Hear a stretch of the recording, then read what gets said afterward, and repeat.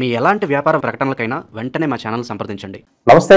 ఈ రోజు మన స్టూడియోలో ప్రముఖ ఆధ్యాత్మికవేత్త జ్యోతిష పండితులు మాడుగుల శివప్రసాద్ గారు మనతో ఉన్నారు. సో గురువు గారితో మాట్లాడతాం.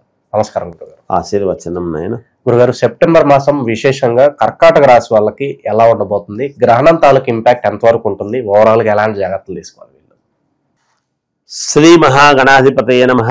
ఐం మహాసరస్వత్యే నమః. శ్రీ లలితాంబికాదేవియే నమః. కర్కాటక రాశి వారికి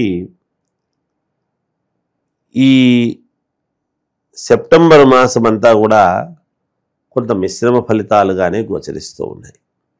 చాలా జాగ్రత్తగా ఆలోచనలు చేయాలి. చేసేటప్పుడు వేసేటువంటి అడుగు 1-2 సార్లు ఆలోచన చేసి అడుగులు వేయటం జరుగుతుంది. చూసుకొని వెయ్యాలి. ఏది తొట్రుపాటుతనముతో నిర్ణయాలు తీసుకోకూడదు.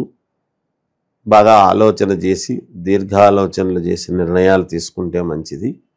శుభకార్యాల విషయంలో కావచ్చు, వ్యాపారం చేసుకునేటువంటి వాటిల్లో కావచ్చు, ఏదైనా మన మాట చెల్లుతుంది కదా అనేటువంటి ఉద్దేశ్యంతో ఏదంటే అది మాట్లాడి ఏదంటే అది చేసి ఇబ్బందులు పడేటువంటి పనులు చేసుకోరాదు.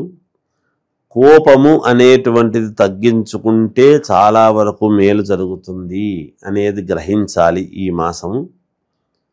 అంతేకాకుండా ఈ కర్కాటక రాశి వాళ్లకు మనస్సుకు కొంచెము తీవ్రమైనటువంటి ఆందోళన, మనక్లేశము అనేటువంటిది ఉండవచ్చును. ఈ మాసం అనేది పరిపూర్ణంగా తెలుస్తూ ఉన్నది. ఎలాంటి విషయాల్లో అనుకోవచ్చు గురువు?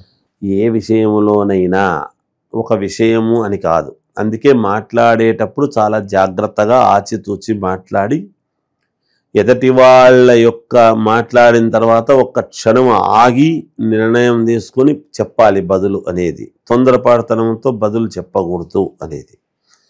నేను ఆలోచిస్తున్నానండి, 1 నిమిషం అని మాట్లాడితే వీళ్ళకు యోగదాయకముగా ఉంటుంది. తీసుకునేటువంటి నిర్ణయాలు కూడా సత్వరం తీసుకోకూడదు ఒకటి. తర్వాత ఈ ఏదైనా ప్రయాణాలు చేయాలి అనుకునేటువంటి నిర్ణయాలలో కూడా 1-2 సార్లు ఆలోచన చేసి వీలైతే వాయిదా వేసుకుంటే చాలా సుఖప్రదంగా ఉంటుంది గాక.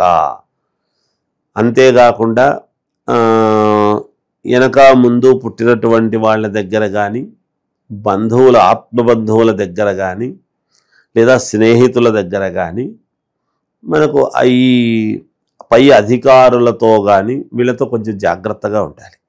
వీళ్ళందరితో మనకు తెలియని వాళ్ళతో పెద్దగా ఏమి ఇబ్బంది కానక్కర్లేదు. వెనకాల కుట్రపూర్వత పని లేదన్నా వీళ్ళ మీద కుట్ర అని కాదు. ఇక్కడ ఏమవుతున్నది అంటే గ్రహణము కూడా ఇప్పుడు చంద్రగ్రహణము కాబట్టి, కర్కాటక లగ్నాధిపతి చంద్రుడు కాబట్టి, కర్కాటక రాశ్యాధిపతి చంద్రుడు కాబట్టి, చంద్రగ్రహణము అక్కడ రాహువు యొక్క అష్టమ రాహువు అవుతుండేటువంటి దాని వలనను, ద్వితీయములో కేతువు ఉండేటువంటి దాని వల్ల దగ్గరికి వచ్చి కొన్ని తప్పిపోవటం చేయటం జరుగుతుంది. వాయిదాలు పడటం జరుగుతాయి. డబ్బు అనవసరంగా ఖర్చు పెట్టాల్సినటువంటి పరిస్థితి ఏర్పడవచ్చును. వీళ్ళకే తెలియకుండా కొన్ని నిర్ణయాలు తీసుకొని ఇన్నాళ్ళు ఊరుకుండి అరే ఈ పని ఇప్పుడు చేసేద్దాంలే అని అనవసరమైనటువంటి ఖర్చు పెట్టుకొని ఒకటి ఏదో చేద్దామని పోయి దానికి 4 రకాలుగా ఖర్చు పెట్టాల్సినటువంటి పరిస్థితులు ఏర్పడటము, ఇట్లాంటివి గోచరిచ్చేటువంటి వ్యవహారాలు ఉంటాయి. అంతేకాకుండా అష్టమరాహు అయినాడు. అష్టమరాహు అయ్యేటప్పటికి ఏమవుతున్నది అంటే చేసేటువంటి పనులన్నీ కూడా భిన్నం, ఇబ్బందులు కలిగించటం, గండి కొట్టడం, ఎవడో ఒకడు అడ్డపడడం, మనకు సరిగ్గా మనము నోట్లో పెట్టుకునే ముందు ఎవరో వచ్చి దాన్ని తోసేసినట్టుగా జరగటం, ఇలాంటివి జరిగే పరిస్థితులు ఉంటాయి. అయినా కొంతవరకు మిగతా గ్రహాల యొక్క అనుకూలత, వ్యవహారము అనేటువంటిది ఉండేటువంటి దాని వలన వీళ్ళు ఎప్పుడైనా కూడా సాయంకాలము పూట తీసుకునేటువంటి నిర్ణయాలు అనేటువంటివి బాగా జరుగుతాయి వీళ్ళకు. అయితే ఈసారి సాయంకాలమే గ్రహణం అనేటువంటిది ప్రారంభమైంది కాబట్టి ఆ ఒక్కరోజు, ఆ రోజుకు ముందు రోజు, మరుసటి రోజు కూడా ఆ 3 రోజులు వీళ్ళు కొంచెం జాగ్రత్తగా ఏమీ మాట్లాడకుండా జాగ్రత్తగా ఉంటే వీళ్ళకు యోగదాయకముగా ఉంటుంది. మాసమంతా కూడా తర్వాత ఎప్పుడు మళ్ళీ గ్రహణం ఎప్పుడో కదా వస్తుంది. ఎప్పుడు పొద్దున్నేస్తే గ్రహణాలు రావు. కానీ ఈ 3 రోజులు కనుక వీళ్ళు కొంచెం జాగ్రత్తగా వ్యవహరించినారు అంటే మిగతా లైఫ్ అంతా కూడా అనుకూలంగా ఉండేదానికి యోగాలు ఎక్కువ. ఏవైతే ఇప్పుడు మనం వద్దులే అని అనుకుంటామో అవి రెండింతలై మనకు ఉపయోగం జరిగేటువంటిది కూడా ఉంటుంది. దాన్ని కూడా మనం గమనించాలి. అందువలన యోగదాయకముగా ఉంటుంది. తర్వాత అన్నీ కలిసి వస్తాయి, ఇబ్బంది ఏమీ లేదు. శుభకార్యాల విషయంలో కానీ దేంట్లో అయినా అనుకూలంగానే ఉంటుంది. ఏది చెయ్యాలన్నా ఏది కావాలన్నా కొంచెం ఆచితూచి అడుగులు వేస్తే వీళ్లకు చాలా యోగదాయకముగా ఉంటుందని నా యొక్క. ఇక చివరగా రాజకీయ సినీ ప్రముఖులకు ఎలా ఉంటుంది గురుగారు? వాళ్ళు ఏమైనా ప్రత్యేక జాగ్రత్తలు? రాజకీయ సినీ ప్రముఖులకు వచ్చేటప్పటికి అష్టమ రాహువు కాబట్టి బర్త్ కన్ఫర్ము, నీకేదో ఫలానా ఇస్తాము, అవి చేస్తాం ఇవి చేస్తాం అని అనేటువంటి వాళ్లకు కొంచెం చిన్న ఇబ్బందులు అనేటువంటివి ఉంటాయి. అవి కొంచెం అయ్యో రాకపాయనే అనేటువంటిది మానసికమైనటువంటి ఒత్తిడికి బాగా గురవుతూ ఉంటారు. పై అధికారులతో ఒత్తిడి అనేటువంటిది ఉంటుంది. కొంచెం వాళ్లకు చెప్పలేక వీళ్లకు చెప్పలేక వీళ్ళు 10 సార్లు అడుగుతుంటారు, వాళ్ళేమో అడిగితే పలకరు. ఏమిటా అనేటువంటిది అగమ్య గోచరముగా ఉంటుంది ఈ మాసము. కొంచెం జాగ్రత్త వహించాలి రాజకీయ నాయకులు, సినిమా ప్రముఖులు, వీళ్ళందరూ కూడా కొంచెం ఆ మాసం కొంచెం జాగ్రత్తగా ఉంటే ఖచ్చితంగా యోగం అవుతుంది మళ్ళీ.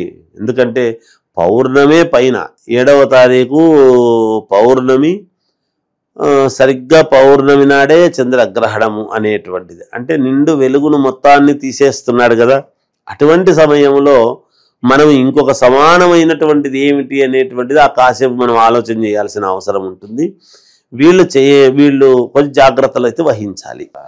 భార్యాభర్తల మధ్య సంబంధాలు ఎలా ఉండబోతున్నాయి? బాగుంటుంది, ఏమీ పర్వాలేదు. ఏదో చిన్న చిన్న కీచులాట్లే వస్తాయి అంతేగాని ఏదో పెద్దగా పోట్లాడి ఇబ్బందులు పడేంత పరిస్థితి అయితే రావు.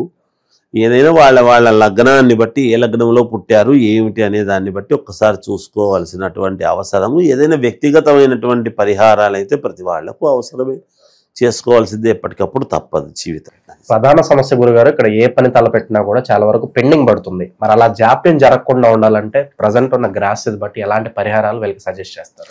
పరిహారాలు అంటే వీళ్ళు ఏం చేసుకుంటే మంచిది అనేటువంటి భావనకు వచ్చేటప్పుడు ఎప్పుడైతే చంద్రుడు ఎప్పుడైతే వీక్షణ మనం తగ్గిపోతూ ఉన్నదో, ఇదవుతున్నదో, అమ్మవారి స్మరణ, మాతృమూర్తి, మనకు లోకమాత జగజ్జనని కదా, జగన్మాత జగత్పిత, జగన్మాత అయినటువంటి అమ్మవారి యొక్క నామము శ్రీమాత్రే నమః, ఓం శ్రీమాత్రే నమః అనేటువంటి నామాన్ని ఆ రోజు, ముందు రోజు, తర్వాత రోజు జపములాగా, నేను పట్టువదలని విక్రమార్కుడిలాగా ఆ జపం ఎప్పుడైతే చేసుకుంటూ ఉంటారో సాయంకాలం నుండి రాత్రి పడుకునే వరకు, లేదు మేల్కొని తెల్లవారులు మేల్కుంటామంటే మేల్కొని చేసుకోవచ్చు, వాళ్ళ సౌకర్యము.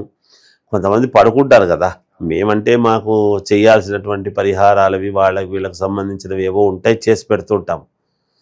అందరు అట్లా ఉండరు కదా. అందులోనే ఈసారి చాలా గ్రహణ సమయం చాలా ఎక్కువగా ఉంది అని అంటున్నారు. చాలా ఎక్కువగా ఉంది. గ్రహణ సమయాన్ని ఎంత సద్వినియోగం చేసుకుంటే, మాలాంటి వాళ్ళు అనుష్ఠానం చేసుకునేటువంటి వాళ్ళు ఎంత సద్వినియోగం చేసుకుంటే అంత మాటకు విలువ పెరుగుతుంది, మనం చేసేటువంటి పనులకు విలువ పెరుగుతుంది.